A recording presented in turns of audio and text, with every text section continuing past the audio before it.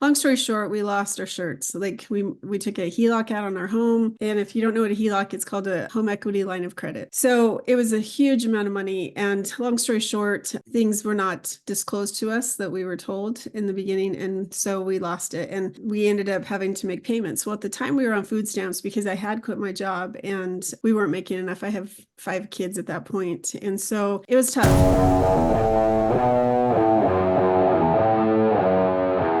Welcome to the Real Freedom Show, where we inspire you to pursue your passion to gain time and financial freedom through opportunities in real estate. I'm your host, Mike Swenson.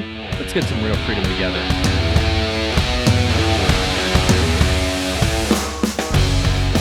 Hello, everybody. Welcome to another episode of Real Freedom, Real Estate Leveraged Freedom, where we talk about building time and financial freedom through opportunities in real estate.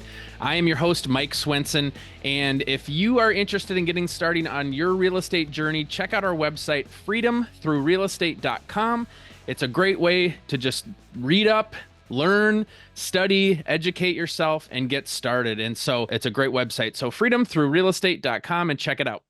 So for today's guest, like we talk about often, people in real estate have their hands in a few different things. You have that flexibility to decide how to spend your time, and you can dabble in a few different things. And so our guest today has that. We have Charisse Walker, and she's based out of Utah, and she has quite a few things happening. So she's an agent, an investor, a loan officer, has a podcast, Unbreakable Mompreneurs, and also has a book coming out here shortly. So we have a lot of stuff to cover, but really her story is started $400,000 in debt and on food stamps, and through working in real estate has worked her way out and built that time and financial freedom that we're talking about. And so excited for you, Charisse, to share your journey with us. So welcome to the show. Thanks for having me. I appreciate that. So give us that background and talk about that story and kind of where things started for you. Yeah, so I see that you're Timberwolves.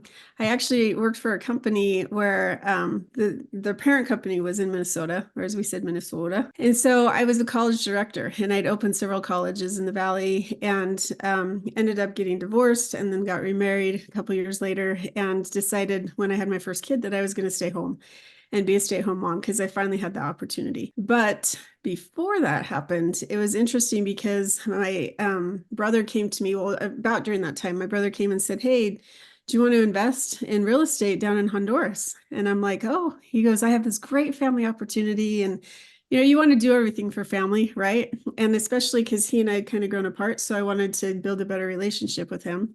Okay, so number one, don't do business with family, right? Number two, don't do business with friends. Like, hear that? Unless you have very specific documents in place, which we didn't. So long story short, we lost our shirts. Like we took a HELOC out on our home. And if you don't know what a HELOC, it's called a home equity line of credit. So it was a huge amount of money. And long story short, things were not disclosed to us that we were told in the beginning. And so we lost it. And we ended up having to make payments. Well, at the time we were on food stamps because I had quit my job and we weren't making enough. I have 5 kids at that point. And so it was tough, but I had 2 special needs kids. So it wasn't that I just wanted to quit. I needed to because of my kids. And so we were like, what are we going to do? And fortunately, real estate's always been a passion. So I spent about 1.5 years studying and teaching myself. And I remember going to a RIA meeting. It's a Real Estate Investor Association. And they're like, stop, just go do it. Take action.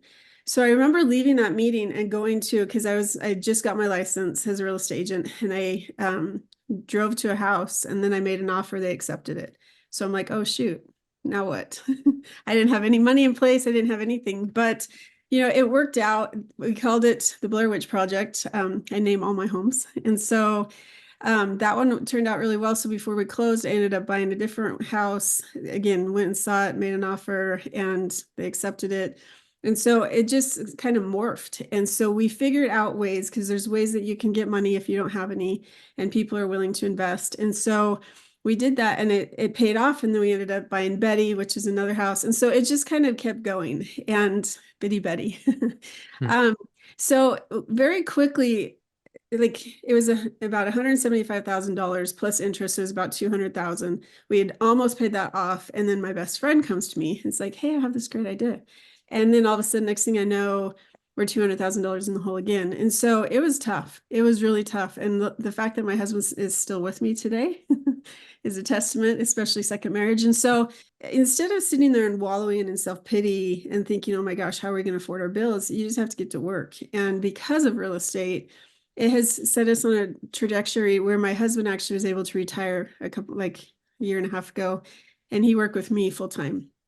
And so to go from being on food stamps and so far in the hole to him being able to quit a job that was making very good money because we were doing well enough was pretty remarkable. And I like what you said about taking action. I think Yeah. earlier in my journey, I didn't want to say the wrong thing, like make sure it's a good deal, right? Because Right. you can make money and you can lose money and you don't want to lose money. So make sure it's a good deal. But the further along I get, the more I encourage people, you've got to start somewhere because you're not going to learn. You're not going to know how to get better. You're not going to know how to adjust and learn from your mistakes until you do it. And so the perfect property, the perfect opportunity doesn't exist, and things can still go wrong that you don't anticipate. And so you've got to figure out how to problem solve and how to manage through those challenges that come up too. And you're not going to be able to do that from reading a book or listening to a podcast. Those are important to help set the information and hopefully help verify things as you go and help you learn and grow. But there's nothing like being in it and doing it to really figure out how to get better at it. Well, and I 100% agree. And you're a realtor, right? So we could probably talk about every single deal. There's not a single deal that we do that is the same. Every single deal is different. So no matter how much you try to study and learn, every deal is going to be different. And so you cannot foresee. I wish we all had a crystal ball, but you don't. So you just have to take action because analysis paralysis is horrible. I talk with one person, if you're going to look at a deal, write an offer, right? And it might not mean that it's full price. It might mean that it's $100,000 less, but you never know the situation of that person. So write the offer. So talk a little bit about your investing journey, how that has accumulated, or maybe how you strategically shifted and changed things, or maybe pursued some new avenues that popped up as you got into things. So tons of new avenues. And you have to keep your networking is everything, right?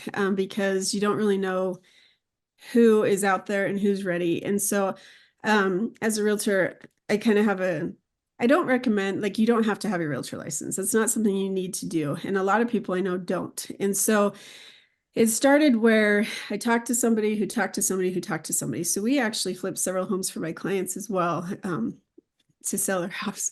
But there's a few that we decided that we got emotionally attached or we decided not to sell for whatever reason. And so we decided to do buy and hold. And so we did flip several, but we have also bought and hold. And so because of that, we've been able to accumulate several like multi-million dollars worth of homes. And so in addition to that, we were open to moving.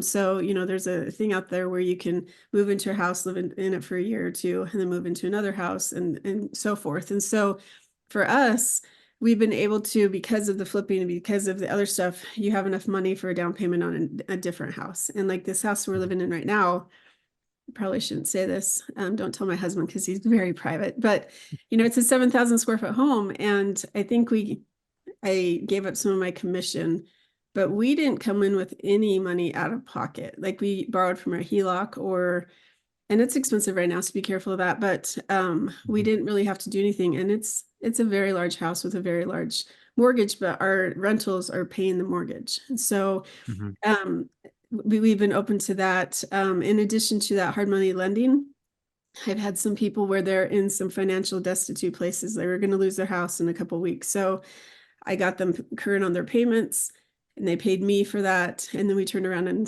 found a buyer for their home. And so they were able to sell that and buy a different home. So it's called hard money lending. Wholesaling is something else where you kind of are the middle person. And so then you can sell it to somebody else who does want to flip the home, because I don't necessarily want to do that. I think the best one was a lady who was her stepfather passed away and she was left everything, but she lived in a different state, actually by you. And she didn't want anyone in her home because her dad was a hoarder and her daughter was schizophrenic. And if you would have seen it, the pictures, like it was velvet on the wall, like that thick it was an inch thick of just dust and stuff that the daughter lived in. And so the house was just horrific. Plus he had cats that he didn't clean up after. So She's like, I don't want anyone else to come into my house. I just want you. You buy it. And because it was cash, I'm like, okay, well, how about you be the lender and we go into business with each other. We'll pay you this amount, and anything over that, I'll give you 20%. She's like, deal. Okay, great. So she thinks we walked on water because she took everything she wanted. She went back home and we spent months cleaning it up, flipping it, and then we resold it. And so that one was a great deal that we didn't really, yeah, we came in with some money down. Like I gave her a chunk of change so she could pay off her dad's bills, but it was like 40 grand. It wasn't much at all compared to what it could have been. So I could have easily wholesaled that one, but we did better flipping. Well, and I think for people listening, maybe that it's somebody who has done a deal or two, wants to scale, or maybe is on the sideline and waiting to get in. All these opportunities that you're talking about, you learn as you go and you get better and sharper as you go. And so, had that porterhouse or whatever come up early in your career, you maybe wouldn't have known what to do with it, or you would have just wholesaled it or whatever. But I think the important thing for people to understand is, yeah, you're going to understand the strategies more. And I sometimes tell people like the strategy kind of speaks to you based on the situation, the purchase price, the potential sale price, the potential rents. And you kind of look at, okay, what can I do here? Is it a flip? Is it a buy and hold? Is it a wholesale where you kind of just fix it up a little bit, or wholesale or other things? And so you learn those things once you get into it. And so you've had the ability to have these opportunities come your way because of what you've done in the past and the knowledge you've gained through being in the game. Yeah. And I think that if I were to do it over again, because a lot of people, they want time is money, right? And so if you, like I went and got my master's degree, right? And I'd love to get my PhD, but it's a 6-year program or it's a 3-year program, or it's, for me, I studied for 1.5 years before I actually went and did anything. Cause at the time I wasn't planning to get into real estate. Right. And I didn't need to at the time, but that was 1.5 years of my time. Like if I could tell you how much I'd make in 1.5 years, I mean, that was an incredibly expensive 1.5 years. Had I just gone and hired a coach, the amount of money that it would cost me for that coach. And there's different ways you can do a coaching as well, that they can totally fast track you and their experience. So they can warn you of things. I mean, why do you hire a real estate agent? Because they're experienced in the field. And so they're worth it. So why would you not hire a coach to get you through and be able to bounce ideas back on, or at least join a community where you can ask people questions? I've heard that analogy of you hire some sort of vendor. I don't remember what the analogy is, but they talk about how this guy came into a house, spent 10 minutes, fixed it and left. And, let's just say the bill is $1,000. And they're like, well, you're only here for 10 minutes. And it's like, well, $950 of it is like knowing where to hit with the hammer and what tool to use.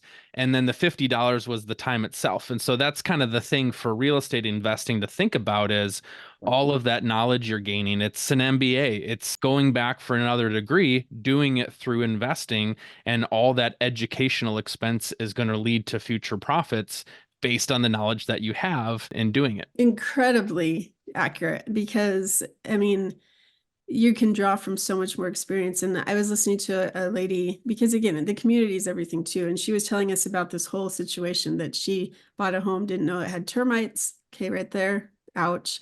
And then like there was a whole bunch of other issues. Like it was just thing after thing after thing after thing. And she wasn't very experienced. And so she didn't ask anybody questions. So when you're flipping a home, if you don't know what you're doing, that's a problem, right? And so if you're like, okay, great, I bought this house, but now you don't have a team of people, you don't know who to ask, or you don't know what to do. It's like, okay, now how do you do that? And so if you're hiring an expert, they need to know what they're doing. And the same thing with real estate. Like you could buy a house and end up losing your shirt, which would not be a good thing. I remember I had a client that this was the second investment property that they were buying. The first one was in a different state. And a lot of times when getting ready to put in the offer, we talk about the inspection process. And for out-of-state investors, termites as an example, like we don't have to worry about termites in Minnesota because they don't like the cold.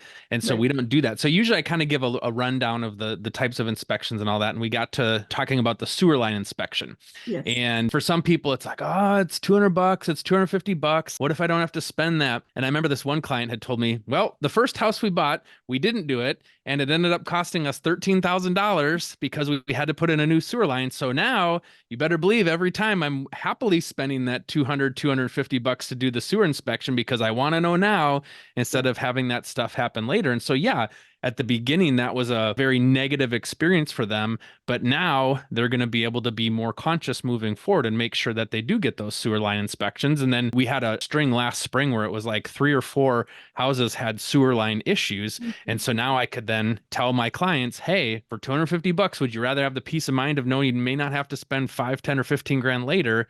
That's that value of experience. And I think like for us, radon is something which it's this, it's second leading cause of lung cancer, and people don't know about that. And so it's becoming pretty popular here in Utah. And so like that system is about $1,600, $1,700, but it's free to test.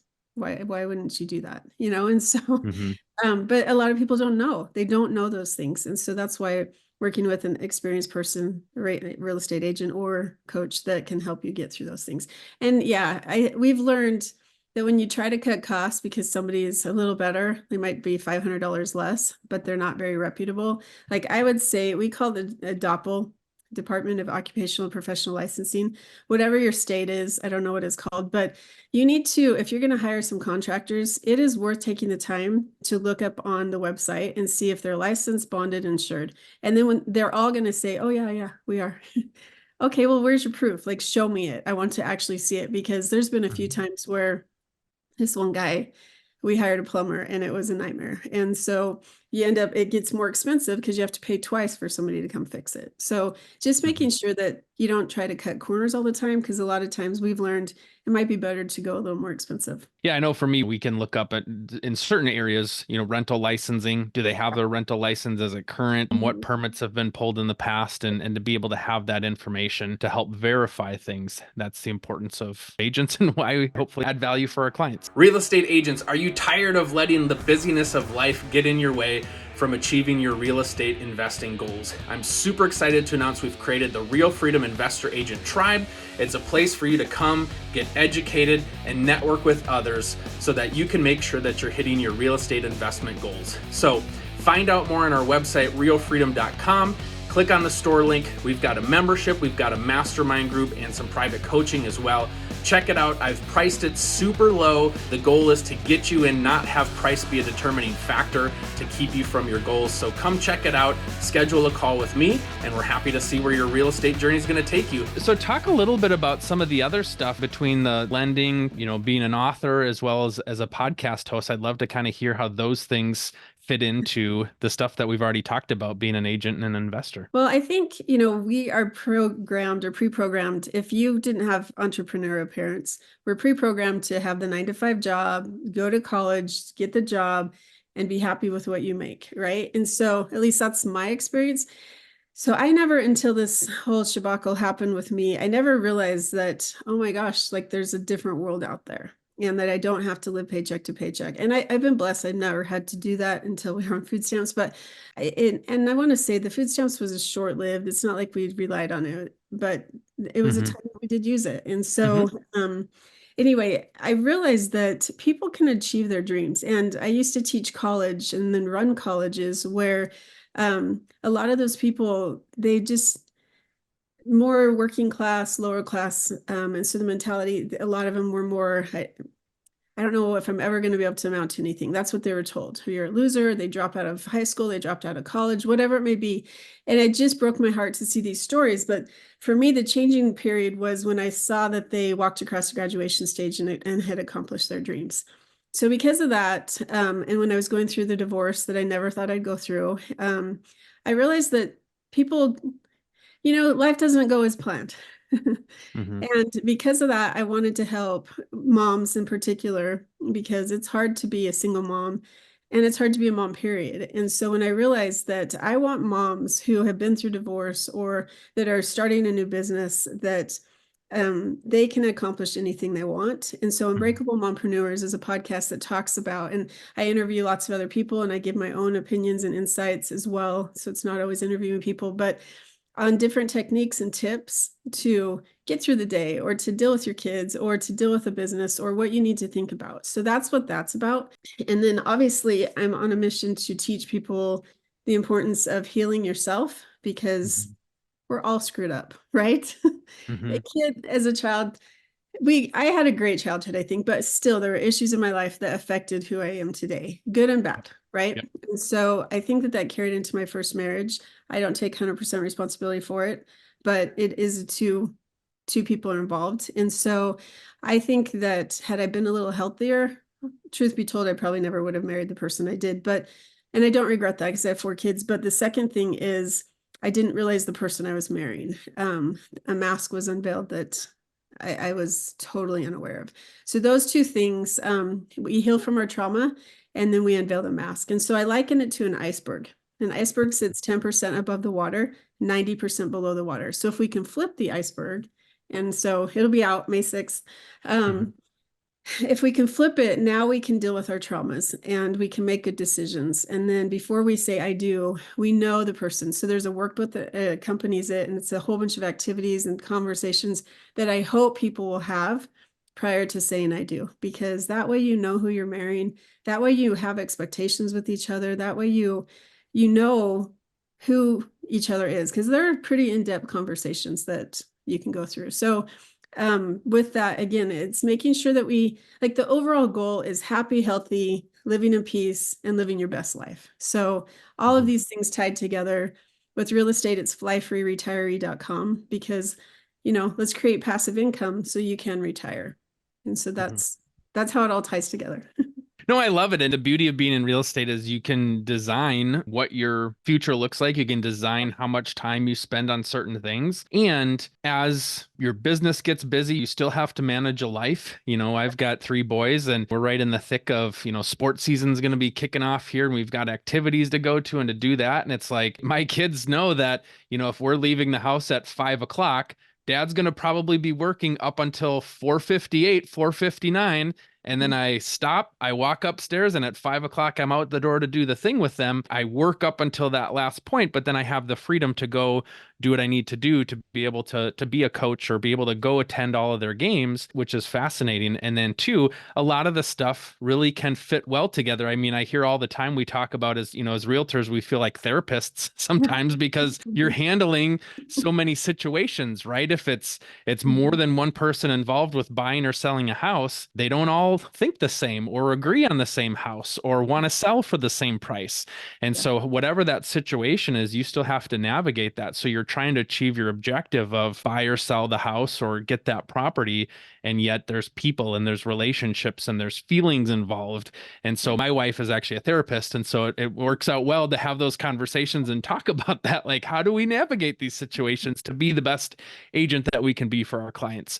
And then, talking about building wealth, there's a lot that's involved in that. What your goals are, making sure it aligns with a spouse or family members, because you are taking time to pour into building that future life. And so it's time away from other things. And so making sure you've got the right priorities and it's a match, it's a big deal. That's so true. And I think the one of the best advice that I've got a couple years ago, okay, I get a lot of good advice because I take everything and I'm like a sponge, but um, it's if you're going to say yes to this, you're saying no to something else. And so I love that you've set boundaries for yourself when it comes to your family, because as a realtor, it is so easy to just eat, breathe, sleep. If someone calls, you drop it and everything you're doing and you run to go to the client. And I've learned over the years that absolutely I will do that for a client. However, I now have boundaries for myself. And so if somebody, you have to figure out what those are and you have to make sure that you set clear expectations with each other, on both sides. But I think it's fantastic that you're doing that with your kids. They're only growing up one time and you don't get a do-over. I remember when I first got into real estate full time, this is back in 2014, I watched a video and they were interviewing some agent and he had told this story about how the previous year, I think he had only worked one Saturday outside of kind of normal business hours. And this person that was interviewing him said, "How are you able to do that?" I think he had sold like 100 homes that year. And they're like, "How are you able to have such a big business and do that?" And his response was, "It's amazing what'll happen if you just ask." Yeah. And so you can just share, "Hey, I've got a meeting." I prefer to share the personal stuff like, "Hey, I'm doing this." I know some Yeah. people, a school of thought is like, don't tell them about what you're doing. Be like, I have a kid's baseball game. I tend to share I have a kid's baseball game, not I have a meeting or a prior engagement or whatever that is. But at the same time, I think people are okay with that because they want the same work-life balance to themselves. And so if you're upfront and honest about your availability and when you're able to help them, make no mistake, I'm going to help you get this house. And I think we have to have the intuition to know, depending on our schedule and depending on, if it's a hot house that's going to go right away, maybe we do have to flex a little bit. But for the most part, we can set those boundaries and still hopefully make family life happy as well as work life happy. I agree. And, you think of a specialist, I've had multiple surgeries, right? I'm going to go to the best specialist I possibly can. So if that means I have to wait for a couple weeks because I've had 3 hip surgeries, 3 shoulder, it didn't always work out. So you better believe that I'm not going to just go to somebody that my primary care taught me because he gets paid, whatever it is. And so the same thing, if you created your value, they're going to wait. And so, they're flexible, I think. And if they're not, do you really want to work with that person? And that's your boundaries again, right? Right. Yeah. I just got off of a meeting and they were talking about a certain situation where it was a difficult client. And the team owner had said, like, remember, we get to choose the clients we work with. Like sometimes I think we feel like we have to take the business. And so it's that balance between building enough business that you can have more of a choice, but we also don't have to work with people that are negative towards us or put us down. Like we can choose to go spend time finding the people that do respect our time and our value and what we do. I totally agree. There's a lady that she only wanted to sign a buyer's agency agreement with me for this one house. And she goes, because I want to see if I really even want to work with you. And I said, that's great, because I have to decide if I want to work with you too. And she goes, and it's like, no, it's a two-way street here. I don't need to be beat up by you. And I think, it's a key thing is that you have to, you have to be doing a few extra things. You can't just expect and wait for the phone to ring, because then you are going to be desperate and then you can't do that. But I think it's also important that we have multiple income streams, and I think that that's why I do all the things that I do is the markets kind of took a hit. And for people who invest in themselves, because I've spent hundreds of thousands now on myself and my journey with education and various different aspects, that you're going to be okay because you know what you need to do. But it's still good to have your eggs in more than one basket. Absolutely.